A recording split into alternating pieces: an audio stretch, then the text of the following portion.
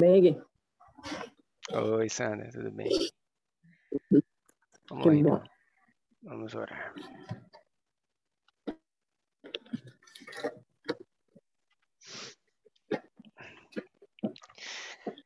Querido Deus, obrigado por nos trazer mais uma vez aqui juntos através da internet para refletirmos e estudarmos a Tua palavra.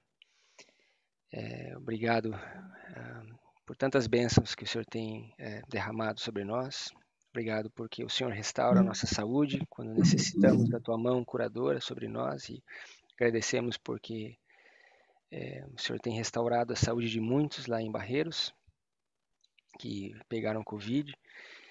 E o Senhor tem sido misericordioso com o teu povo, nos dando instrução, sabedoria, discernimento para fortalecermos o nosso sistema imunológico e estarmos saudáveis e aptos para enfrentar essas doenças sazonais. Pedimos agora que esteja conosco ao abrirmos tua palavra e recapitularmos o estudo da semana passada, que o Senhor nos dê olhos para que possamos ver, ouvidos a ouvir e um coração que saiba discernir a tua voz e o teu caminho, Senhor. É o que pedimos em nome de Jesus. Amém. Amém. Amém.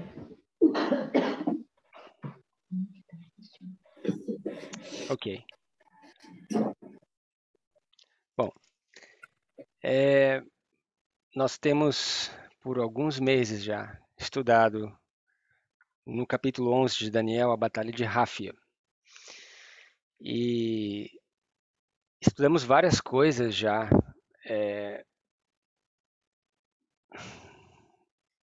que estão conectadas com essa batalha. E uma delas é a história de Sansão, né? E nós passamos algum tempo já estudando o começo da experiência de Sansão. Vimos como que Sansão ele tipifica a experiência da igreja remanescente nos últimos dias. Uma experiência morna, uma experiência um tanto patética, né? Um povo que Deus entra em aliança, que dá o seu conserto, né? Coloca o seu sinal, o seu selo sobre esse povo, entra com leis com relação à saúde, né? Com relação às reformas, assim como nós vimos na vida de Sansão. Ele era um nazireu, ele tinha instruções e normas com relação ao que comer, o que beber, como se portar, se vestir, etc. Assim o povo adventista também. Nós vimos também que Sansão tinha suas fraquezas, né? E a igreja também tem as suas fraquezas. O povo de Deus tem as suas fraquezas. E profeticamente são as mesmas fraquezas, né? Lembrando que Sansão, a fraqueza dele era com relação às mulheres estranhas especialmente. Lembra que os pais disseram: não há em Israel alguém que tu possa querer, né, se casar, mas Sansão ele desejava a filha dos filisteus, né, as mulheres estranhas. E nós vimos que ao longo da história adventista, o povo adventista sofreu com esse mesmo problema, né? Se envolveu, desejou as mulheres estranhas, ou as outras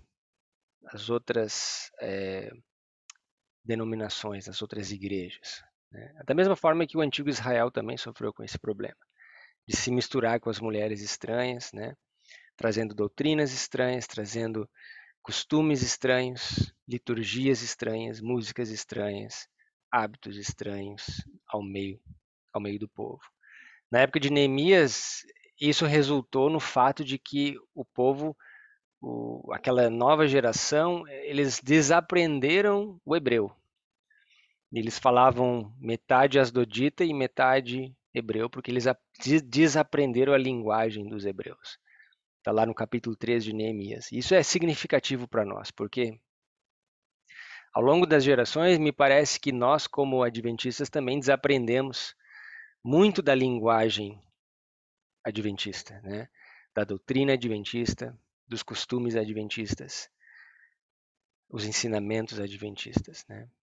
E isso se torna notório e bem evidente quando você conversa com um adventista hoje, né? Você vê que eles não conhecem a história da igreja, eles não conhecem os problemas que a igreja enfrentou, né?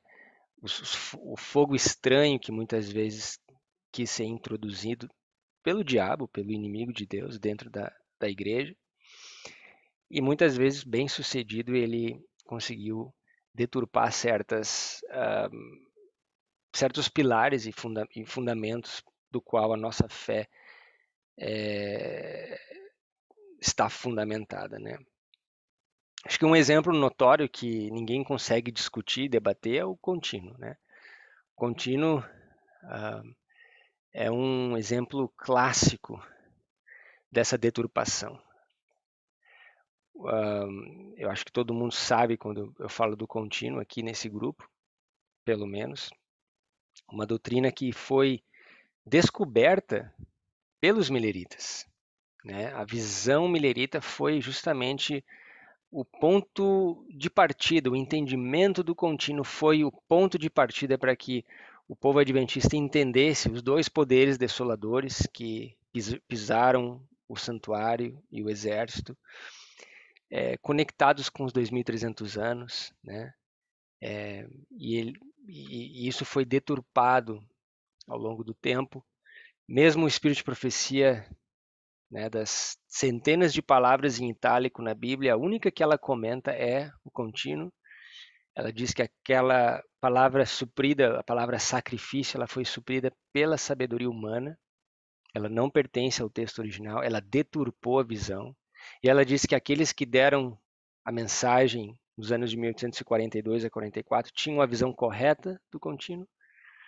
Então me parece assim um ponto muito bem fundamentado e estabelecido que infelizmente tem sido rejeitado de forma teimosa, de forma rebelde, e hoje as pessoas não conhecem a história do contínuo. Outro dia nós estávamos na praia conversando sobre isso e as pessoas que querem seguir a verdade presente, querem buscar um conhecimento mais intenso, e os professores dessas doutrinas, né, sobre justificação pela fé, sobre as reformas, eles desconhecem completamente essa questão do contínuo. E sem o contínuo, sem a compreensão correta do contínuo, não há como você demonstrar na Bíblia o pilar central da nossa fé, que são os 2.300 anos. Simplesmente, se você é honesto, não há como. Foi por isso que grandes teólogos como Desmond Ford, por exemplo, eles rejeitaram completamente o santuário, rejeitaram o juízo investigativo, porque através do grego e do hebraico não se pode comprovar Daniel 8:14. Simplesmente não. Nós já estudamos sobre isso, já estudamos a importância e como demonstrar isso na Bíblia, como é fundamental você entender, né, essa questão do verso 13 para você chegar na compreensão do verso 14. E Satanás, sabendo disso, deturpou e virou as coisas de cabeça para baixo, porque um poder satânico, que é o contínuo, o paganismo, ele torna isso num poder divino, como se fosse o serviço ministerial de Cristo no santuário celestial, né? Então é você virar as coisas 180 graus e, e com isso ele conseguiu deturpar esse ponto, né? Bom, mas isso é um dos exemplos de tantos outros que foram sendo introduzidos, né? E lembrando que essa visão que a igreja, no geral, crê hoje, se posiciona, é uma visão protestante. Era a visão que os protestantes tinham antes do movimento milerita. Então, aqui está a prova de que houve uma contaminação com as mulheres estranhas e trouxeram esse entendimento do protestantismo apostatado para dentro do adventismo. Então, essa contaminação. Bom, e sem falar de tantas outras coisas, como a música, como a liturgia, né? A forma de evangelização, né? O tipo de mensagem diluída hoje, né? E tantas outras coisas que nós temos visto, tá bom? Bom, então Sansão ele decide entrar em aliança com essa mulher filisteia. E aí nós estudamos aquela parte do enigma, né? Daquele favo de mel contaminado que ele acaba dando para os pais sem saber, né? Ele, como um nazireu, não tinha nem que tocar num cadáver, mas ele acaba não só tocando, mas comendo o mel contaminado. Da mesma forma, nós vemos profeticamente como o povo tem comido esse mel contaminado. Na verdade, se você for comigo no livro de Provérbios, capítulo 5, falando sobre a mulher estranha, só para nós lembrarmos, faz tanto tempo que a gente não se encontra, né? No capítulo 5 de Provérbios, se alguém puder ler para nós, do verso 1 até o verso 4, até o verso 5. Filho meu, atende a minha sabedoria, a minha inteligência, inclina o teu ouvido, para que guardes os meus conselhos e os teus lábios observem o conhecimento. Porque os lábios da mulher estranha destilam favos de mel, e o seu paladar é mais suave do que o azeite. Mas o seu fim é amargoso como o absinto, agudo como a espada de dois gumes. Os seus pés descem para a morte, os seus passos estão impregnados do inferno. Muito bem. Então, bem claro, né? Bem claro aqui no livro de Provérbios quais são as consequências de dar ouvidos às mulheres estranhas, né? Essas doutrinas estranhas que nós temos visto hoje. Tá bom. Bom, aí nós chegamos nesse capítulo, abram comigo em Juízes capítulo 15.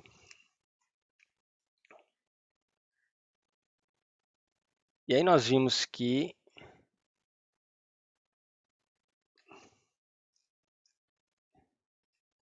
depois de um tempo, aqui no capítulo 15 nós vamos ler, Sansão volta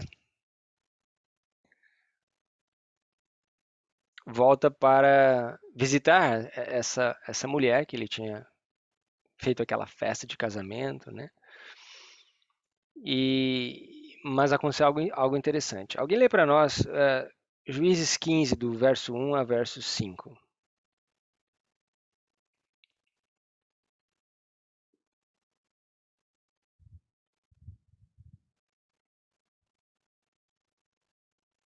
Juízes, capítulo 15, 1 a 5. E aconteceu, depois de alguns dias, que na cega do trigo, Sansão visitou a sua mulher com um cabrito e disse: Entrarei na câmara de minha mulher. Porém, o pai dela não o deixou entrar. E disse-lhe seu pai: Por certo, pensava eu que de todo a desprezavas, de sorte que a dei ao teu companheiro. Porém, não é sua irmã mais nova, mais formosa do que ela? Toma-a, pois, em seu lugar. Então Sansão disse acerca deles: Inocente sou esta vez para com os filisteus, quando lhes fizer algum mal. E foi Sansão e pegou 300 raposas, e tomando tochas, as virou cauda a cauda. Ele expôs uma tocha no meio de cada duas caudas. E chegou o fogo às tochas, e largou-as na seara dos filisteus. E assim abrasou os molhos com a cega do trigo, e as vinhas e os olivais. Muito bem. Então notem que mesmo depois daquele acontecido no capítulo 14, ele ainda volta a procurar aquela mulher. E o pai dela diz, eu achei que você tinha desprezado ela já, né? E ofereceu a filha mais nova, né? Então ele volta, ele teme, ele volta a buscar aquela mulher estranha pela qual ele estava entrando em aliança. E aí nós estudamos na última vez, aí em Floripa, que isso a Bíblia ela aponta que esse evento acontece no tempo da cega do trigo, no tempo da colheita. E aí eu pergunto para aqueles que estavam lá, ou para aqueles que querem participar, o que significa isso para nós? Qual é a relevância de nós entendermos essa história no tempo da cega, o tempo da colheita? É o final dos tempos, quando Jesus virá colher, fazer a colheita dos seus filhos. Exatamente, né? Nós temos a parábola do trigo e do joio, em Mateus capítulo 13, você vai encontrar lá, nos últimos versos, lá no verso 39 em diante, que Jesus mesmo diz que a colheita, né, quando os homens estavam dizendo, podemos separar o trigo do joio? Ele disse, não, a colheita é o fim do mundo. E os Verão. ceifeiros... Vamos lá, vamos ler. Abram comigo lá em Mateus capítulo 13.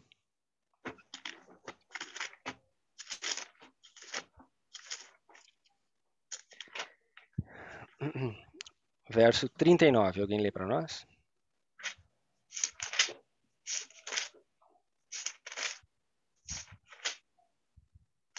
O inimigo que o semeou é o diabo. A ceifa é a consumação do século e os ceifeiros são os anjos. Muito bem.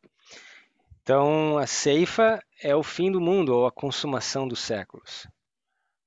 E os ceifeiros são os anjos. Então, se nós olharmos essa história do ponto de vista profético para nós, ela é uma história referente aos últimos dias, ao fim do tempo, porque isso aqui acontece nos dias da cega do trigo.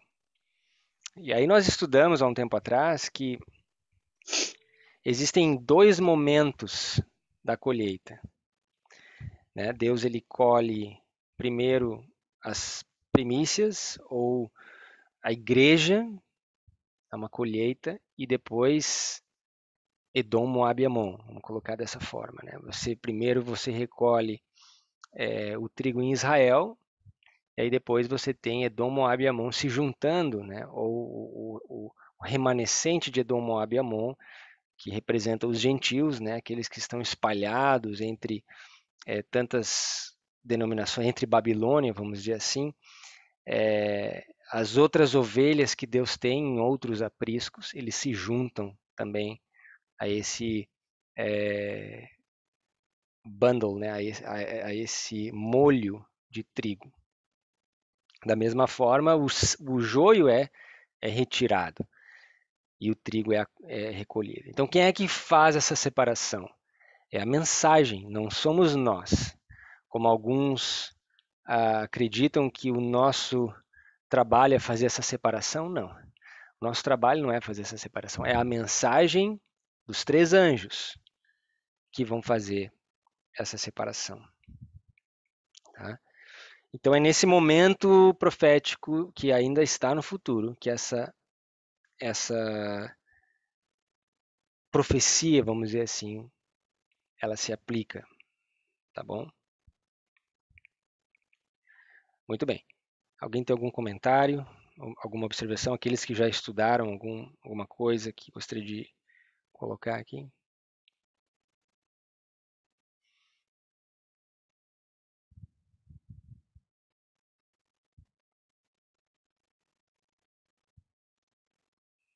Ok. Gui, Oi. Gui, eu tenho uma pergunta que não ficou claro para mim se existe uma relação étnica, não só profética, entre os filisteus e Babilônia. Sim. Existe, porque... Eu acho que você tinha comentado alguma coisa, né? Uhum. Existe porque se você vai lá no livro do Gênesis e você vê a descendência dos cananeus, os filisteus eram cananeus, tá? Todos eles vêm da descendência de Cão. Os Tá. semitas vêm da descendência de Sem, né? E os cananeus Isso, de Cão. Então, étnica sim, porque é da descendência de Cão que vem Nimrod, que dá origem a Nínive, que dá origem aos assírios. Só que de um outro braço, de um outro filho, né, vem então os cananeus, né? Inclusive a maldição, a maldição que Noé coloca sobre Cão, não é sobre Cão, é sobre o seu filho. E como era o nome do seu filho? Canaã, né? Sim. Então, sim, étnica também. Agora, profeticamente, quando você olha os filisteus na Bíblia, por várias vezes, você consegue determinar que eles representam Babilônia. Tanto Babilônia antiga como a Babilônia moderna, né? E são os inimigos de Israel? São inimigos de Israel, né? Sim. São os inimigos de Israel. Né? Mas Então, não eram os assírios, não exatamente. eram os assírios, né? Eram os Uhum. cananeus. Mas, profeticamente, eles cumprem o mesmo papel, né? Que os Sim, assírios sim, sim. cumpriram. E que Roma Uhum. moderna cumpre hoje. Tá. Né? Se você até Uhum. quiser ir para um lado mais figurativo, por exemplo, o deus Dagon, deus dos filisteus, era o deus peixe. E você vê os ritos filisteus, é muito semelhante a que o paganismo romano introduziu dentro do cristianismo. Uhum. Aquele Uhum. chapéu com a cabeça de peixe, a questão Uhum. de você benzer, você lançar a água, né, benzida, Uhum. e Uhum. outras coisas mais. Sim. Inclusive, a história de Golias, que também está conectada com a Batalha de Ráfia, e nós vamos estudar, está na agenda já. A história de Golias e Davi, a batalha, é a batalha entre a igreja e Roma moderna. Né? Você vê lá Golias com aquela armadura, com aqueles símbolos ali, aquele gigante, né? Enfrentando aquele menino. Então, ali você consegue estabelecer também de forma muito forte essa relação. Aqui mesmo na história de Sansão você consegue ver essa relação. E existem outros livros, como acho que o livro de Obadias, se eu não me engano. O livro de Obadias. Não, esse é sobre Edom. Esse é sobre Edom. Edom também, o irmão de Jacó, também é um símbolo de Roma, né? Então essas nações menores, como os filisteus, Edom, eles também, em algumas vezes, eles cumprem esse papel que Roma cumpriu ao longo da história. Por exemplo, Edom perseguiu Saul, né? E a gente sabe que foi que a angústia de Jacó estava relacionada à perseguição de Esaú, que é Edom. E nos últimos dias a angústia de Jacó é associada ao quê? Ao povo de Deus também, durante esse tempo de perseguição. Então, dá para você associar de diversas formas. Muito boa a questão. Gui, eu tenho aqui um comentário, uma dúvida. Nós estamos falando que não somos nós que vamos fazer a separação. Em Mateus 13, no verso 39, diz que os ceifeiros são os anjos. Uhum. Anjos, a gente sabe que correspondem a mensageiros, né? Uhum. E as 3 mensagens angélicas, elas vão ser proclamadas por alguém, certo? Uhum. Certo. Por mensageiro de Deus. Uhum. Então, de uma certa forma, não seria o povo de Deus, digamos, aqueles, né, Claro. remanescentes, fiéis, Claro. que fariam esse trabalho? Então, de uma certa forma, sim, nós somos os anjos. Não, eu entendo esse ponto. E realmente, essa mensagem, ela precisa ser proclamada por alguém. E Deus usa o seu povo para proclamar a mensagem. Só que não somos nós que... E a razão que eu falo isso é porque tem muita gente que gosta de causar divisões, né? E dizer, e separar o trigo do joio. Mas não somos nós que fazemos a separação, é a mensagem. A gente proclama, nós somos instrumentos apenas, né? Exatamente. Eu vou dar um exemplo, né, que todos conhecem. Desde 2012, nós somos separados pela igreja e nós não podemos participar. Não sei como está a situação hoje, mas naquela época, né, e até o que eu sei, eles separaram, me colocaram, o irmão não vai poder dar estudo, não vai poder pregar, não vai poder, né, como se eu fosse um rebelde, um separatista, como é que eles usam o termo? Herege. Um herege, um dissidente, né, um dissidente, como se eu estivesse trazendo uma doutrina estranha e tudo mais. Então, nesse sentido é que eu digo, né? A igreja muitas vezes hoje toma um papel que não cabe a ela, né? De, ao invés de investigar, né? E ponderar, não. Se é algo que vai de contra com aqueles paradigmas, aquelas coisas já pré-concebidas, eles acham aquilo algo perigoso e separam. Tem uma citação muito boa que me lembrei agora, que eu quero ler para você se eu achar aqui, que fala justamente isso, né? Que a igreja muitas vezes olha, e isso aconteceu na época de Jesus, né? Jesus veio e como a mensagem que ele tinha era bem diferente daquilo que eles esperavam, ao invés deles se abrirem aquilo, eles se sentiram ameaçados e eles se fecharam e perseguiram porque não correspondia às suas expectativas humanas. Então é mais ou menos isso que, deixa eu ver se eu acho aqui. Fundamentalmente foi por isso que Cristo foi crucificado. Exatamente. Exatamente.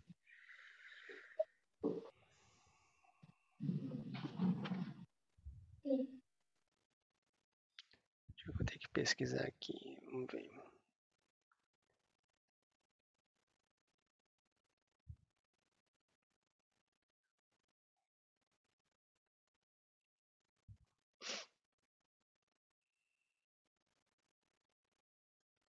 Eu acho que está em mensagens escolhidas ou testemunhos.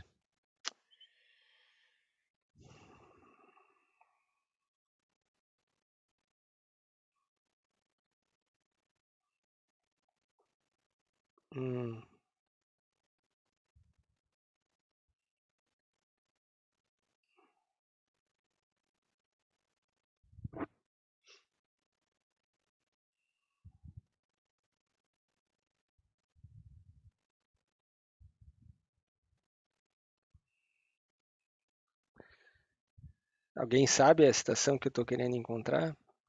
Bem conhecida. Dá uma dica sobre o que ela fala? Acho que eu já sei, quer ver? Deixa eu botar aqui, vamos ver. Não é no desejado de todas as Aqui, ó, nações? vamos ver.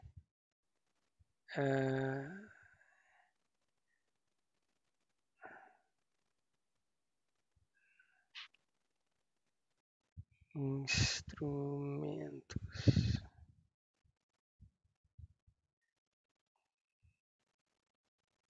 Aqui, ó.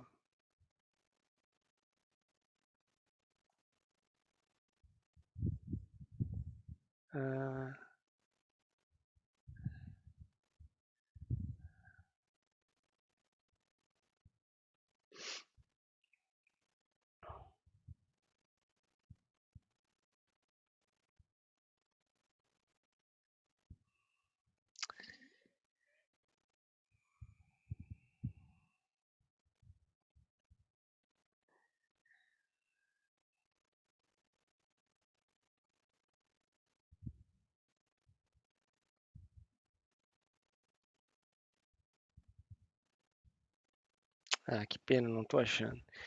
É aquela passagem que diz que Deus usaria instrumentos simples e que tomaria as rédeas nas suas mãos e É o que grande conflito, Gui, é o grande conflito naquele capítulo, a única salvaguarda. grande Eu sei conflito. porque eu gosto muito daquela passagem. Capítulo 34? Eu não sei como é o número, mas é a única salvaguarda, Acho que é 34. grande conflito.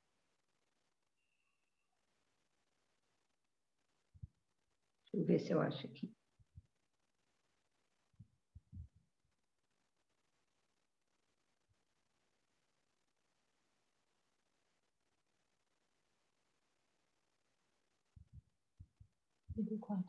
Não. 37, capítulo 37.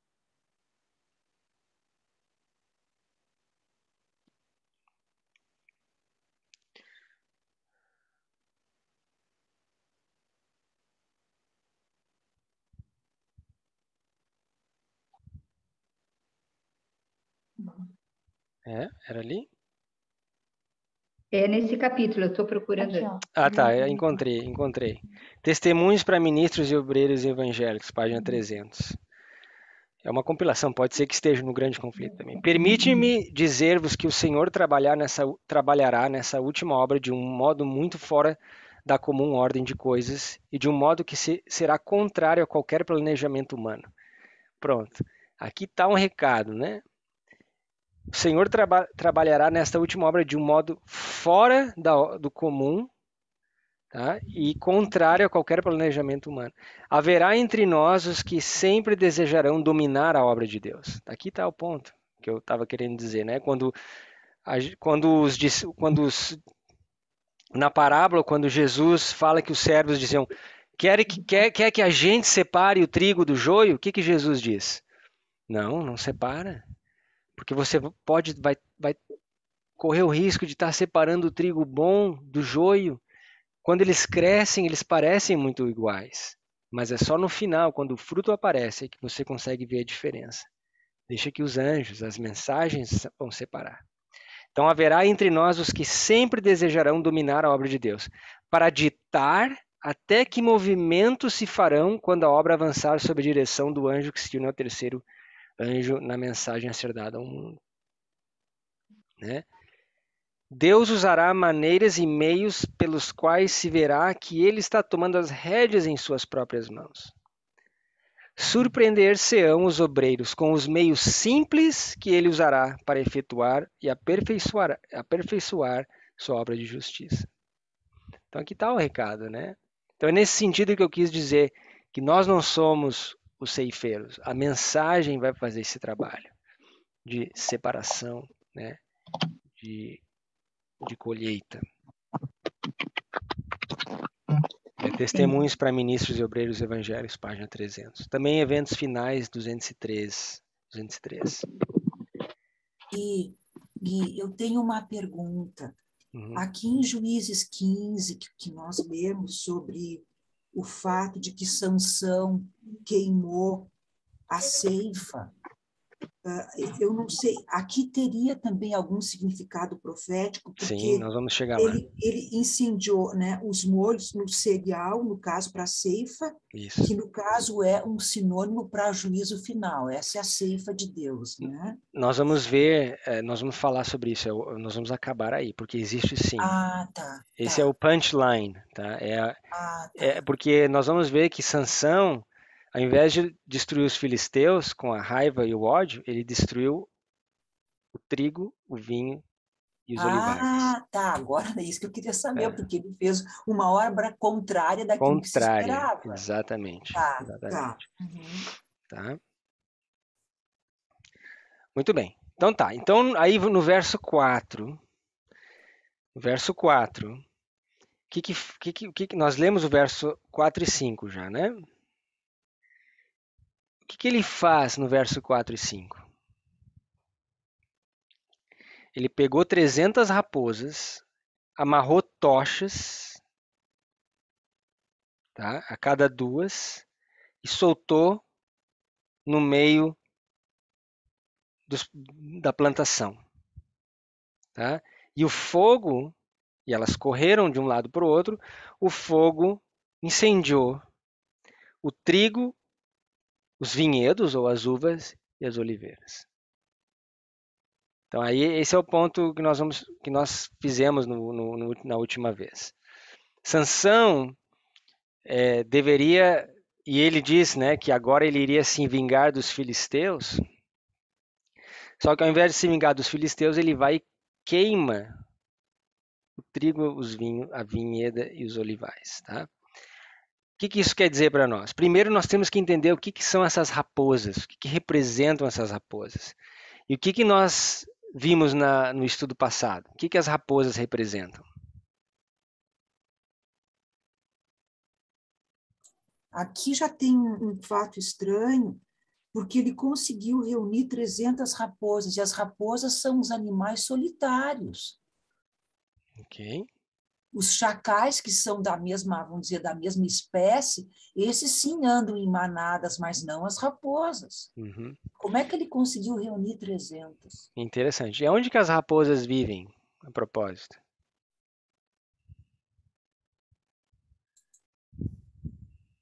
Os covis? Nos covis, né? Então, ele provavelmente teve que ir aos covis e buscar essas raposas. Interessante, porque no meio do capítulo, nós não estudamos isso ainda, Sansão acaba se escondendo aonde? Num covil também, numa caverna. Né? Na caverna de Etã, se eu não me engano. Etã. E sabe o que Etã significa? Etã significa um fau, ou uma ave de rapina. Tá? As aves também são símbolos na Bíblia, né, nas Escrituras. Então, veja quanta simbologia aqui, né? Bom, então, nós temos que entender o que essa raposa significa. E nós estudamos isso na última vez. O que ela significa, essa raposa? Essas raposas, 300 raposas. Alguém lembra? Está ligado à cauda, né? A gente viu que porque o fogo, ele amarrou o fogo na cauda e, né, eles queimaram as vinhas e os olivais e o trigo com esse fogo, né? E a cauda está ligado a engano, e as raposas, a gente viu em Ezequiel, está ligado aos falsos profetas, né? Muito bem. Então, as raposas são símbolos de falsos profetas. Abram comigo lá em Ezequiel 13, do verso 3 ao 6, você vai encontrar a resposta, tá? Se alguém quiser ler rapidinho, do verso 3 ao 6. Ezequiel 13, do verso 3 até o 6.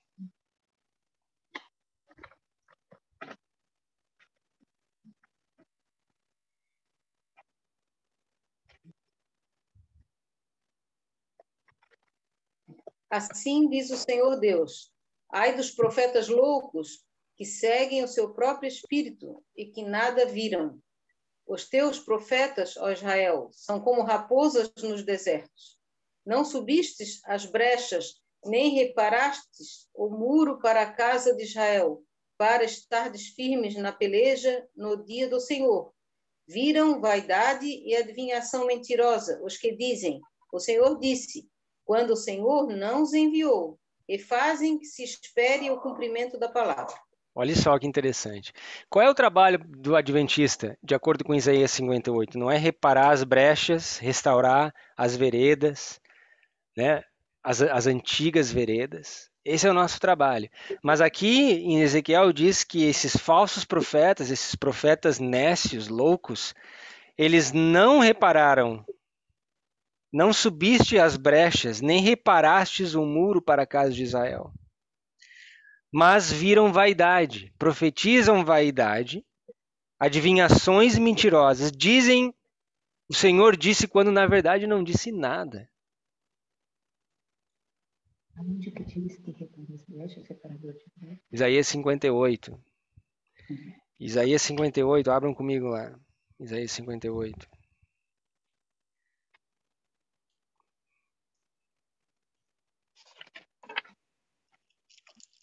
Todos nós conhecemos esse texto. Verso 12. Os que de ti procederem edificarão as antigas ruínas e levantarás os fundamentos de geração em geração e chamar-te-ão reparador das rupturas e restaurador de veredas para morar. Esse é o nosso trabalho. Por isso que nós voltamos aos antigos, Marcos, às antigas veredas, restaurando essas verdades. Inclusive o sábado, no verso 13, diz: se desviares o teu pé do sábado. Mas conectado com o sábado tem a mensagem do santuário. Conectado com a mensagem do santuário, o juízo investigativo e as 2.300 tardes e manhãs.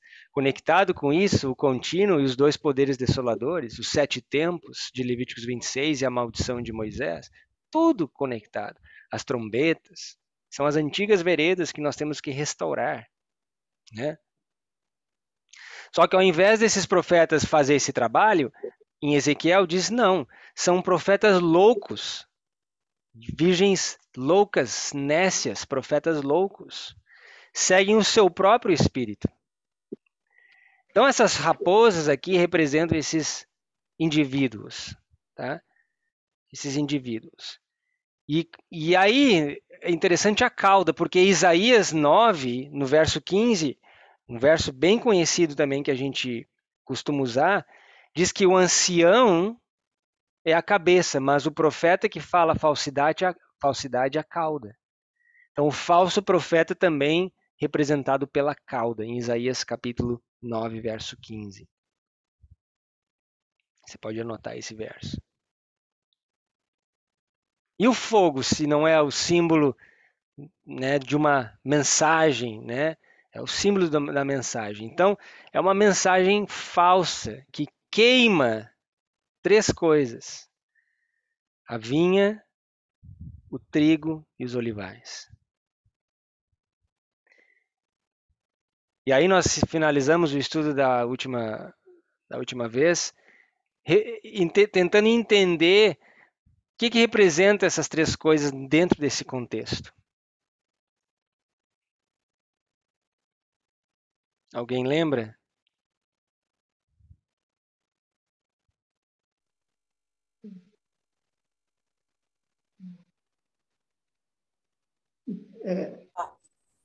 Eu posso dar uma chutada aqui? Pode, claro.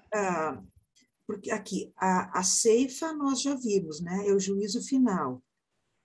As vinhas é o trabalho espiritual, não se fala muito na Bíblia nas vinhas do Senhor. Uhum. Tá? E os olivais, a árvore da oliveira é conhecida pela perseverança, porque ela se regenera muito fácil. Ok. E aqui, se nós pegarmos esse significado de perseverança, aí vem lá Apocalipse, aquele que perseverar até o fim. Uhum. Talvez seja esse o significado. Eu acho que são todos símbolos do povo de Deus, né? Aham. Ok. Porque se nós analisarmos, Sansão acaba queimando todo o trabalho de Deus. Exatamente. Esse é o ponto. Abram comigo em Isaías 21, porque nós temos que lembrar que o povo de Deus, o trabalho de Deus, não está só dentro de Israel. Está entre os filisteus, está entre os assírios, os egípcios, etc. Deus tem trabalhado com os gentios. Tanto é que nós somos todos provas disso, não é? Ou alguém aqui é da linhagem de Abraão? Éramos gentios, né? E fomos adotados e agora somos filhos de Abraão pela fé. Então Deus tem trabalhado com os gentios. E é isso que nós temos que entender. O que Sansão aqui fez foi um crime. E nós temos que cuidar para nós não cometermos o mesmo crime. Tentando destruir Babilônia, acabamos nós, como Sansão, destruindo o trigo, o vinho e os olivais em Babilônia. Que é um símbolo, nós vamos ver, nós vimos na outra vez, de Edom, Moabe e Amon. Essas pessoas que estão amadurecendo, né, para serem colhidas pela mensagem. Sim. Até porque no verso 5, né, fala que ele largou as tochas na seara dos filisteus. Uhum. Então, realmente foi dentro, digamos, dos gentios, não do... Claro. Ele estragou o trabalho de Deus. Exato. Dentro dos gentios. Exatamente. Nesse sentido. Nesse sentido. Porque isso acabou causando um problema depois, porque e a gente pode devagar aqui nesse tópico, porque acaba sendo bem rico, né? Ele achou que ia prejudicar os filisteus, mas não prejudicou só os filisteus, prejudicou mais o próprio povo de Israel. Que daí os filisteus acabaram queimando e matando aquela família, né? Daquela mulher, e depois eles foram em busca de Sansão, né? E aí nós vamos estudar mais para frente, mas o ponto é que o que Sansão fez, no meu entendimento, da forma que eu vejo esse capítulo, foi trabalhar contra o próprio trabalho que Deus estava fazendo. Primeiro, que ele não deveria ter se metido com aquela mulher estranha. E todo o resto foi consequência. É como hoje nós vemos que um erro gera outro erro, e mais outro, e às vezes aquele efeito dominó, né? Terrível. Então aquele erro lá inicial de ter andado naquele caminho em busca daquela mulher, depois de ter comido aquele mel estranho, né, e toda a história do enigma, e depois voltado ainda, insistido, persistido nesse caminho, levou ele então a cometer um erro atrás do outro.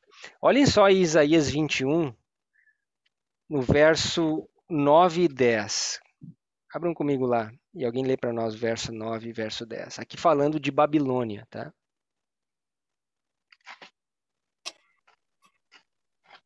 E eis agora, vem um carro com homens e um par de cavaleiros. Então respondeu e disse: Caída é Babilônia, caída é. E todas as imagens de escultura dos seus deuses quebraram-se no chão. Ah, malhada minha, e trigo da minha eira, o que ouvi, o Senhor dos exércitos, Deus de Israel, isso vos anunciei. Olha só que coisa fascinante. Eu acho isso aqui incrível. No verso 9, aqui nós temos a proclamação da queda de Babilônia. Caída é Babilônia. Se você olha comigo no capítulo 18 de Apocalipse, nós temos exatamente a mesma coisa. Todos nós sabemos, né? O quarto anjo, né, ilumina a terra com a sua glória e diz: caiu a grande Babilônia. Se tornou morada de demônios, né, etc. Então nós vemos que é a mesma mensagem. Só que aí no capítulo 18 diz assim, no verso 4, sai dela, povo meu. E aqui no livro de Isaías diz, a malhada minha, trigo da minha eira. Quem que é o trigo aqui? Quem que é essa malhada de trigo no capítulo 21 de Isaías, no verso 10? É o povo de Deus. É o povo de Deus aonde? Em Babilônia. Em Babilônia. Tá vendo? Então, esse trigo que estava nos filisteus representa essa malhada de trigo que está em Babilônia e é convidada a sair de Babilônia. Só que ao invés de Sansão colher esse trigo, ele queima. Ele atrasa o trabalho. Isso é uma lição importante porque a nossa missão é resgatar Edom, Moab e Amon. É salvar essas pessoas. E não destruir essas pessoas. Então nós temos que lembrar disso toda vez que a gente interage com pessoas que não são da nossa fé. Né? Pessoas que não têm o conhecimento que nós temos. Porque isso vai modificar a forma que a gente lida e trata essas pessoas. Lembrando que muitas vezes eu digo por mim, eu tenho vontade de, como se diz, né, descarregar um caminhão de conhecimento nessas pessoas.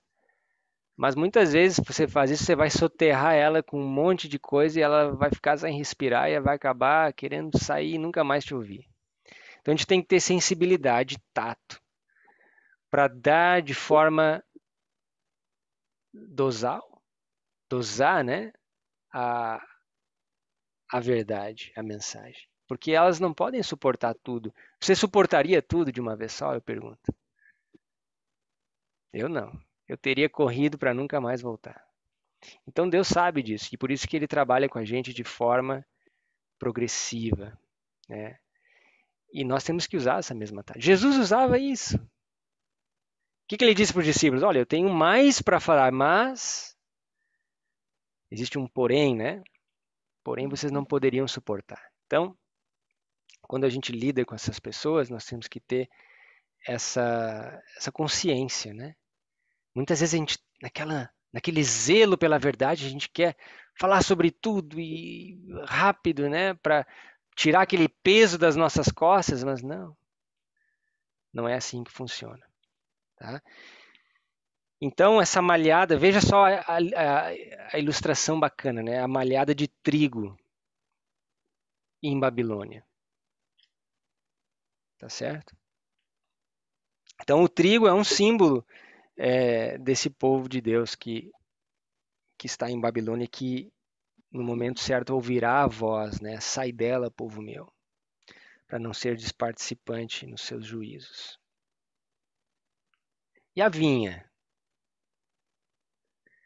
A vinha, né? Para nós encerrarmos com a vinha e com a oliveira. Abram lá em João, capítulo 15.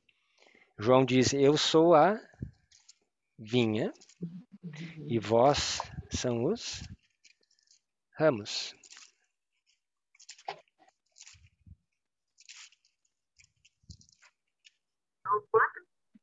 João, capítulo 15. Se alguém pode ler para nós do verso 1 ao 5, por favor.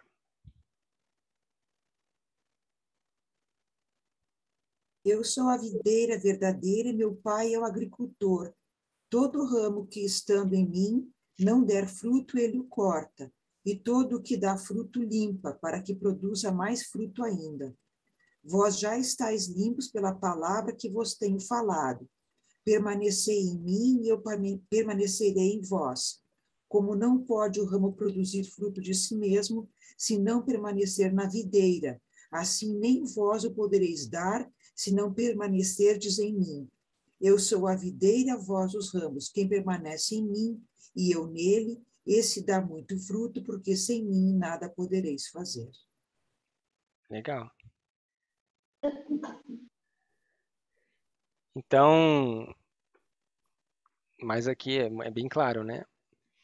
Cristo, ele é a vinha e nós, o seu povo, aqueles que estão conectados com a videira, os seus ramos, né? E é assim que nós produzimos as uvas, estando conectado com o Santo. Aqui é uma lição prática muito interessante. Nós falamos isso na última vez. Quando Israel, e se você for essa parábola da videira e da vinha, ela na verdade é a primeira vez que ela aparece no livro de Isaías. Jesus está fazendo uma referência ao livro de Isaías aqui, no capítulo 5, onde ele usa essa analogia de que o povo de Israel é uma vinha que foi plantada, que foi cercada por um muro, uma torre foi construída. E aí ele diz, que mais eu poderia fazer pela minha vinha que eu não tenha feito?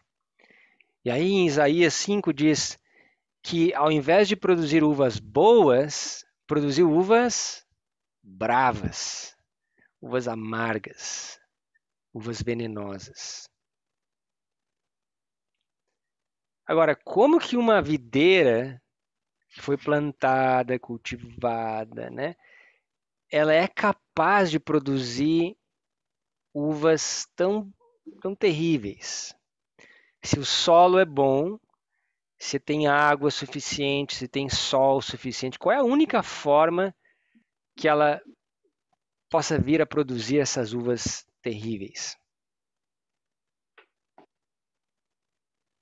Falta de chuva. Vamos supor que ela tenha água suficiente. Ela foi enxertada com outras... Isso, um enxerto. Em Isaías e em Jeremias também fala que foi por causa da mistura, que diz que o povo de Israel adorava nos bosques, sobre as árvores, né? Se misturaram. Quando você mistura ou começa a fazer enxerto de outras plantas nessa videira, você começa a modificar o gosto da planta, do fruto, né? Então, como é que você vai fazer o enxerto? Você pega um galho de uma outra árvore, você faz um corte, corta o galho, faz um corte ali, você amarra aqueles galhos juntos, né? E ali vai produzir, então, um fruto diferente, com sabor diferente, né? O problema é que Israel se misturou com as nações, com as mulheres estranhas, e acabou produzindo uvas amargas, certo? E Paulo, quando ele fala dos gentios, ele diz também que ele usa essa linguagem, que nós, na verdade, como gentios e estrangeiros, nós fomos enxertados aonde? Na videira verdadeira. E quando nós somos enxertados na videira verdadeira, nós recebemos a seiva e os nutrientes da videira, nós produzimos os frutos bons. Por isso que Jesus disse, se os ramos secam, quebram, não vale nada, eles são cortados e lançados fora. Então nós temos que nos conectar na videira para produzir esses frutos. Então nós, como gentios, somos também participantes desses frutos da vinha, ao nos conectarmos, ao sermos enxertados na videira. Então, mais uma vez, é um símbolo, ou pode ser um símbolo do povo de Deus que ainda não estão conectados com a igreja remanescente, estão em outras denominações, em outros lugares, mas que vão ser enxertados na videira verdadeira. Faz sentido? Eu estou só jogando a informação. Na outra vez a gente foi em alguns textos para demonstrar isso, mas por uma questão de tempo, depois a gente vai colocar o vídeo para aqueles que querem ir verso a verso, né? Mas é mais ou menos essa a ideia.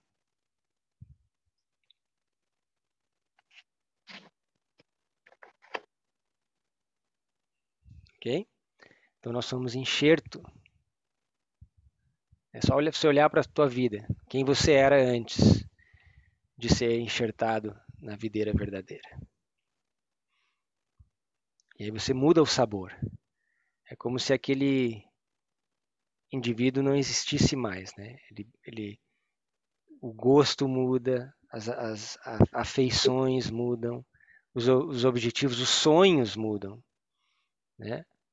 Os desejos, tudo muda quando você é enxertado na videira. Por outro lado, nós temos que cuidar também, uma vez que nós estamos enxertados na videira, para não começar a nos misturar com outras plantas estranhas. Porque ao nos misturar com as plantas estranhas, nós corremos o risco também de nos contaminar, né? E aí voltar a produzir alguns frutos amargos. É o que aconteceu com Israel no passado. Okay? Então, o último é os olivais. Abram lá em Salmo 52. Vamos ler esse texto aqui, para demonstrar também que esses três símbolos, sim, é uma referência ao povo de Deus em outros apriscos. Ao trigo, ao vinho e às oliveiras na plantação dos filisteus. Verso 8. Alguém lê para nós?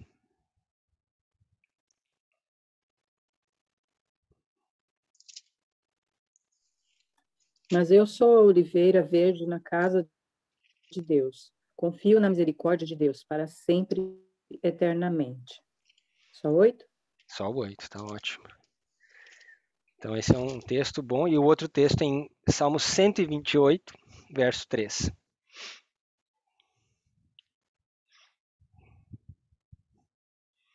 Salmo 128, verso 3.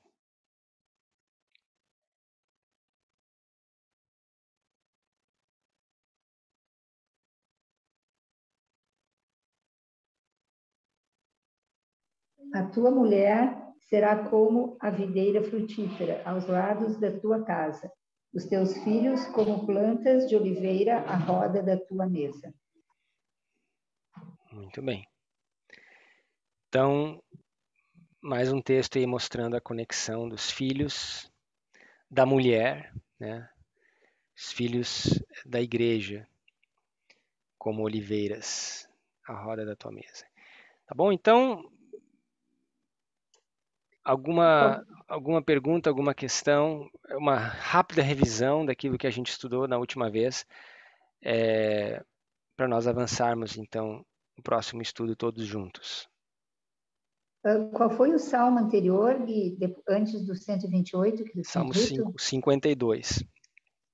52, verso 8. 52:8. É. Tá, obrigada. Uhum.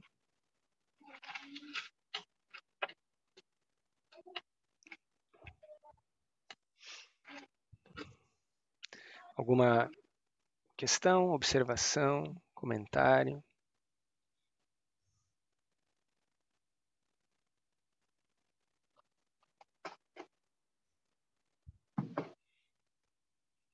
Bom, então semana que vem, que é a próxima semana que nós nos encontrarmos, nós vamos continuar no capítulo 15, porque acontece algo bem interessante aqui.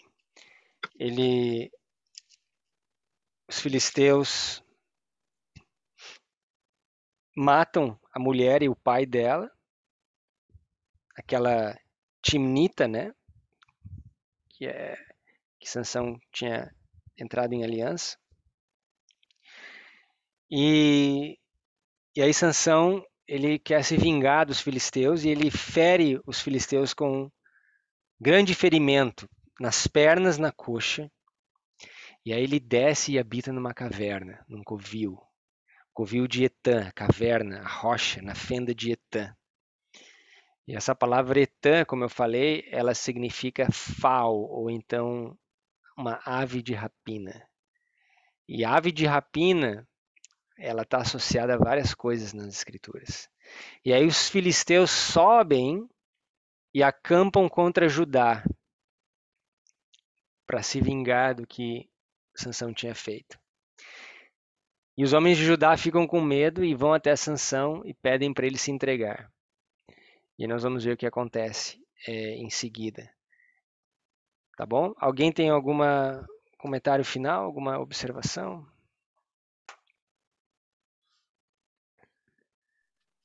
Como eu entrei no final, quase no final, que eu queria saber o livro, o capítulo é 15, qual o livro? Livro de Juízes. Ah, tá bom, obrigada. De nada.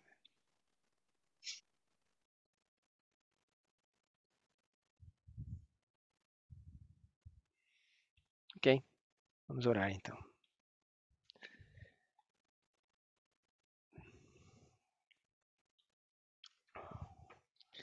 Senhor, obrigado pelas mensagens de conforto, encorajamento que nós encontramos, mesmo em histórias que foram lidas tantas vezes e contadas aos nossos filhos, mas não tínhamos percebido a beleza e a riqueza delas com relação à experiência que a igreja passa nos últimos dias.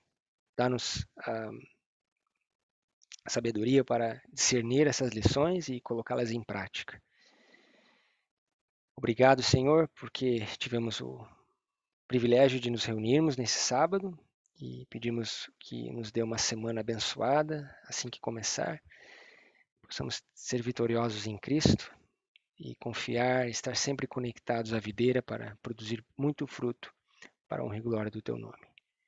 Dá-nos a Tua paz e nos traz de volta no tempo determinado para continuarmos o nosso estudo. Em nome de Jesus. Amém.